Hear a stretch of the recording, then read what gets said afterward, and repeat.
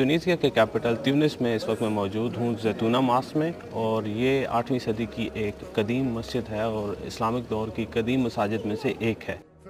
مسجد شہر کے old town مدینہ کے بالکل وسط میں واقع ہے، تو چلتے ہیں اندر چل کر مزید اس کے بارے میں بات کرتے ہیں۔ مسجد اقبا کے بعد یہ افریقہ کی دوسری پرانی مسجد ہے جو کہ 8ویں صدی میں بنائی گئی، لیکن مختلف ادوار میں اس میں ریسٹوریشن جاری رہی۔ 16ویں صدی میں جب اسپین نے تیونس پر قبضہ کیا تو اس مسجد کو مسمار کیا گیا اور یہاں پر بہت ہی قدیم کتب کو جلایا گیا،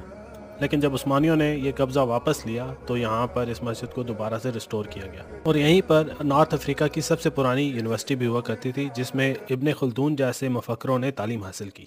مسجد کے اندر اب بھی آپ کو قدیم طرح کی چٹائیاں جیسے کھجور سے بنی چٹائیاں ہیں وہی آپ کو نظر آئیں گی،